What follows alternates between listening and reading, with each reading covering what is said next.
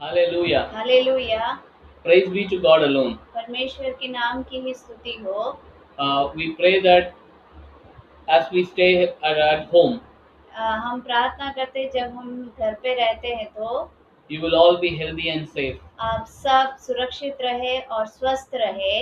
And we also pray that you will also be filled with grace. और हम ये भी प्रार्थना करते हैं कि आप सब भी अनुग्रह से भरपूर हो। Once the lockdown is lifted, और जब ये लॉकडाउन हटा दिया जाएगा we will become more accountable to God तब हम परमेश्वर की और ज्यादा जिम्मेदार हो जाएंगे, because Christians have been called for accountability.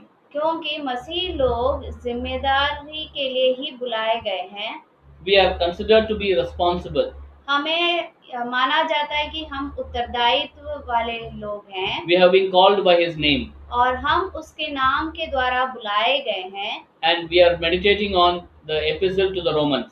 और हम पिछले 2 दिनों से हम रोमियो की पत्री से पढ़ते आ रहे हैं। Today we are going to discuss about or meditate on Romans chapter 2 verse 17 to 29. और आज हम रोमियो की पत्री दूसरा अध्याय उसका 17 से 29वें वाक्य तक पढ़ेंगे। Here Paul is addressing or writing to the Jews. और यहाँ पर पौलुस यहूदी लोग को लिखता है। He is writing to the Roman church, और वो रोमियो की कलीसिया को लिखता है। and where there were few Jews or some Jews, और वहाँ पे कुछ यहूदी लोग भी थे and he is addressing that issue. और उस समस्या को वो यहाँ पर संबोधित करता है। He is reminding a few things to the Jewish people, और यहूदी लोगों को कुछ बातों को वो याद भी दिलाता है। and he answers this and questions them. और वहाँ पर वो सवाल भी करता है और उसका जवाब भी देता है। And when he addresses this, और जब वो संबोधित करता he है addresses like this. और वो इस प्रकार संबोधित करता है। We know that Jews were given or bestowed with law, हम ये जानते हैं कि यहूदियों के हाथ में नियम दिया गया था and Jews were very proud of that. और यहूदी लोग उसका बहुत ही गर्व करते थे। And Jews felt that they were called by God, और वो इस प्रकार सोचते थे कि वो परमेश्वर के द्वारा बुलाए गए हैं। and they also thought that they boasted in that. और वो उस बात पर बहुत ज्यादा गर्व करते थे। They say that they depend on the law of God, और वो ये कहते थे कि वो नियम पर ही निर्भर रहते हैं। and they also said that they are instructed by the law given by God. और वो नियम के अनुसार ही सिखाए भी जाते हैं करके कहते हैं। And they were so confident that they were considered themselves as guides. और वो अपने आप को एक गाइड के रूप में भी कहा करते थे। And we read about it as they were also considering themselves as light in darkness. और वो अपने आप को ये भी समझते थे कि वो एक प्रकाश है अंधकार में। They called themselves as teachers. और वो अपने आप को एक शिक्षक के रूप में भी कहते थे। If there was a new Jew, और यदि एक नया एक यहूदी आता है, they considered themselves as instructors और वो उनको सलाह सिखाने वालों के जैसे मानते थे or teachers. या फिर एक शिक्षक के रूप में मानते थे। They considered themselves to be full of knowledge. और वो अपने आप को ज्ञान से भरपूर लोग माना करते थे। They were considered to be custodians of the law. और वो ये भी कहते थे कि वो नियम को सुरक्षा संभालने वालों में से है करके। And now Paul asks them. और अब पौलुस उनसे ये पूछता है। Paul also argues with them, और पौलुस उनसे वहाँ पर तर्क भी करता है, saying that you know that God says do not steal. आप जानते हो कि परमेश्वर कहता है कि चोरी नहीं करना है। God says do not commit adultery. और परमेश्वर ये भी कहता है कि व्यभिचार न करना। God says do not covet. और ये भी परमेश्वर कहता है कि झूठ ना बोलना। Covet or taking others' belongings. इसका मतलब होता है कि दूसरों की चीजों को मत ले लेना। But Paul also asks them. लेकिन पौलुस ये भी पूछता है उनसे, You being custodians of the law, आप जब नियम को संभालने वालों में से है, Paul is asking them, do you break them? क्या आप उन नियमों को तोड़ते हो? And I don't think they have an answer for that. और मुझे नहीं लगता कि उनके पास इसका कोई जवाब था। Because they were committing all this. क्योंकि वो ये सारी बातें कर रहे थे। The book of the prophets mention all this. और भविष्यवक्ताओं की किताब ये सारी बातों को बतलाता भी है। And moreover, और इससे अधिक God also gave them one very important ritual. और परमेश्वर ने उनके हाथों में एक बहुत बड़ा एक रिवाज भी दिया था। When they were called, जब उन्हें बुलाया गया, God asked them to be circumcised. परमेश्वर उनको कहता है कि तुम अपने आप को खतना करो। That was a mark in their body. वो एक चिन्ह था उनके शरीर में। When whoever was a Jew has to circumcise himself. जो भी यहूदी होता है उसको अपने आप को खतना करना जरूरी रहता That was था considered as a separation. और वो एक अलगदाई के रूप में माना जाता था They were considered to be God's chosen people. और उन्हें परमेश्वर द्वारा बुलाए गए लोग के रूप में माना जाता था। Now Paul argues them. अब पौल उनसे ये तर्क करता है, After being separated, आपको अलग किए जाने के बाद when you break the law, जब आप इन नियमों को तोड़ते हो are you not blaspheming the name of God? तो फिर क्या आप परमेश्वर के नाम को खराब नहीं कर रहे हो? Is God's name not corrupted? क्या आप परमेश्वर के नाम को निंदा नहीं पहुंचा रहे हो? And not only that, he says, और केवल ये ही नहीं, वो इस प्रकार भी कहता है, he compares them with the people who are not circumcised. और वो उन लोगों से भी उनकी तुलना करता है जो खतना नहीं किए हैं। People who are not circumcised, और जो लोग खतना नहीं किए हैं, people who have not been given the law, और जो लोग जिनको नियम नहीं दिया गया है, they were following all the laws. लेकिन वो तो सारे नियमों का पालन कर रहे थे। Paul is asking them, पौलुस उनसे पूछता है, who is better?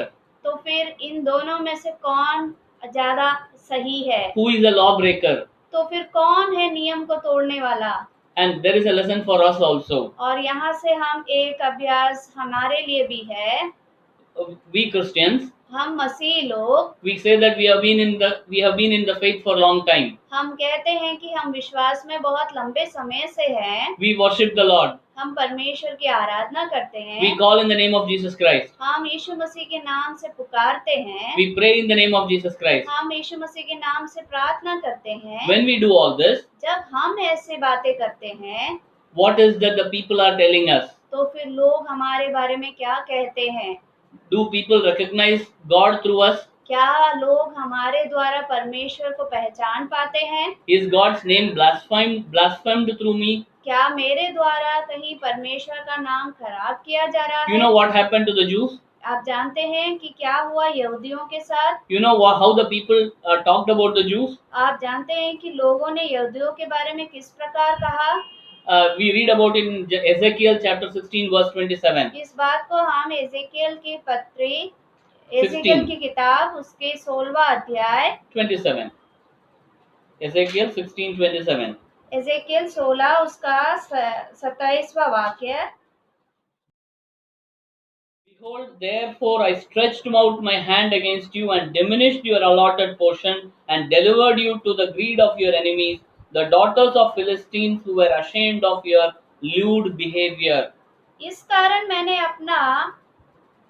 अपना हाथ तेरे विरुद्ध बढ़ाकर तेरा प्रतिदिन का खाना घटा दिया।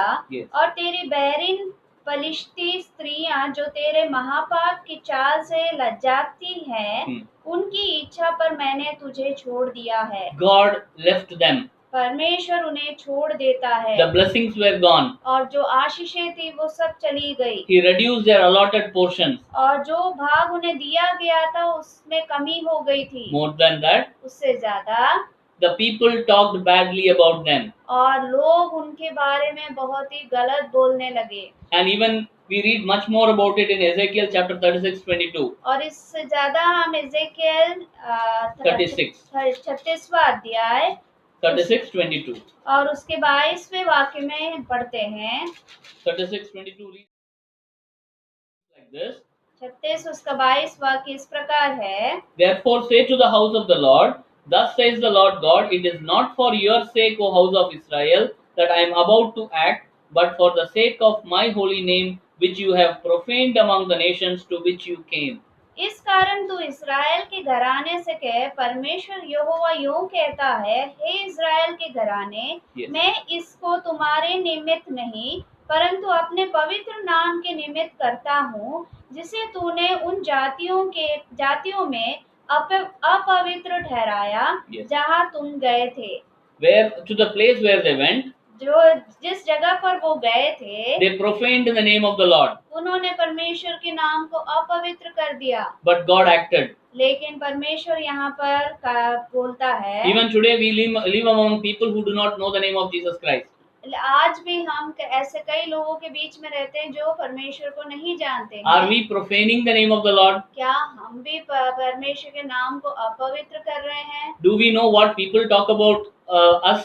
क्या हम जानते हैं कि लोग हमारे बारे में क्या कह रहे हैं? Because we should be very careful, because we have been called in a holy name. हमें बहुत ध्यान पूर्वक रहना है क्योंकि हम पवित्र नाम से बुलाए गए हैं And we have been called for a special purpose. और हमें एक खास उद्देश्य से हमें बुलाया गया है। Definitely God will act. और निश्चय ही परमेश्वर इसके खिलाफ काम करेगा God will save us. और परमेश्वर हमें बचाएगा। But we have a responsibility. लेकिन हमारा एक उत्तरदायित्व है। We also walk among people हम भी लोगों के बीच में चलते हैं who do not know the name of Jesus Christ. जो यीशु मसीह को नहीं जानते हैं। We have to be very careful that we do not profane the holy name of God. हमें बहुत ध्यान देना है कि हम परमेश्वर के नाम को अपवित्र ना करें। The people should not look at us and tell that these people follow Jesus Christ, but still और लोग ऐसा नहीं कहना चाहिए कि ये लोग तो परमेश्वर यीशु मसीह के पीछे चलते हैं लेकिन ये लोग ऐसे हैं। we are not circumcised, हम खतना किए हुए लोग तो नहीं हैं, but we have been given a mark, लेकिन हमें एक चिन्ह जरूर दिया गया है which is a mark of separation. और वो चिन्ह है अलगदाई का। And therefore our behavior, और इसलिए हमारा जो स्वभाव है, our identity, हमारी जो पहचान है, it should be certified by God. ये सारी बातें परमेश्वर के द्वारा सिद्ध किया जाना चाहिए। We read about it in Ephesians 1:13-14. इस बारे में हम एफिसियों की पत्री 31 chapter 1 13 and 14. पहला अध्याय उसका 13 और 14 वाक्य में पढ़ते हैं। Ephesians chapter 1 13 and 14 says that, और उसी में तुम पर भी जब तुमने सत्य का वचन सुना जो तुम्हारे उद्धार का सुसमाचार है और जिस पर तुमने विश्वास किया, प्रतिज्ञा किए हुए पवित्र आत्मा की छाप लगी। वह उसके मोल लिए हुए रूहों के छुटकारे के लिए हमारी मिरास का बयाना है कि उसकी महिमा की स्तुति हो। in him you also, when you heard the word of truth, the gospel of your salvation, and believed in him, were sealed with the promise of the Holy Spirit. हम पवित्र आत्मा की छाप से लगाए हुए लोग हैं। He is the guarantee. वो हमारी गारंटी है। He is our inheritance. वो हमारे संपत्ति है। And how is our responsibility? तो फिर हमारा उत्तरदायित्व कैसा है?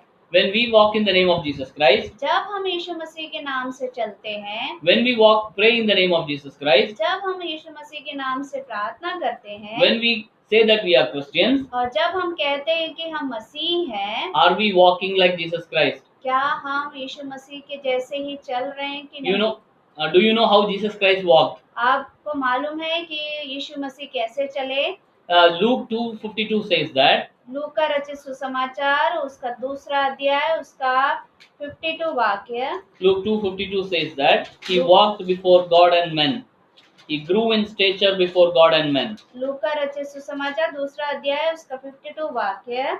It says that, वो इस प्रकार है, and Jesus increased in wisdom and in stature and in favor with God and man. और यीशु बुद्धि और डील डौल में और परमेश्वर और मनुष्य के अनुग्रह में बढ़ता गया।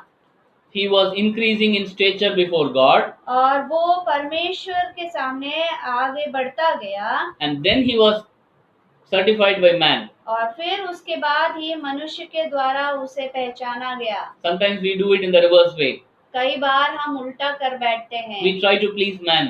हम कई बार लोगों को प्रसन्न करने की कोशिश करते हैं। And we fail before God. और हम परमेश्वर के सामने हार जाते हैं।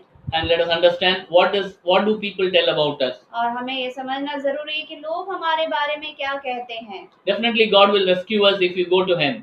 निश्चय यह होगा कि परमेश्वर के पास यदि हम जाएंगे तो वो हमें बचाएगा। But we have to be responsible.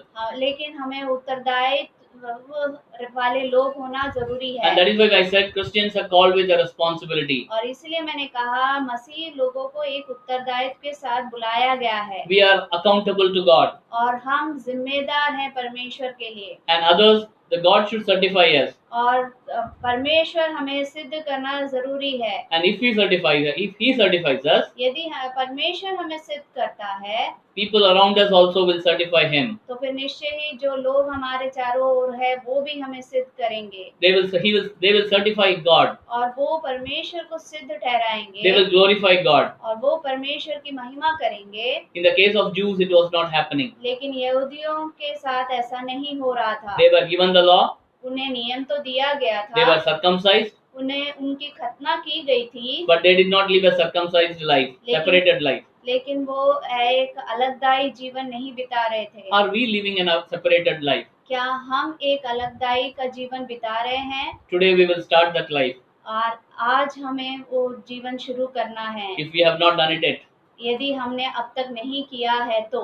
So that God's name will be glorified among the people who do not know Jesus Christ. ताकि परमेश्वर का नाम ऊंचा उठाया जाए उन लोगों के बीच में जहां हम रहते हैं। May God bless us with His word. परमेश्वर इन वचनों से हमें आशीषित करे। Amen. आमीन।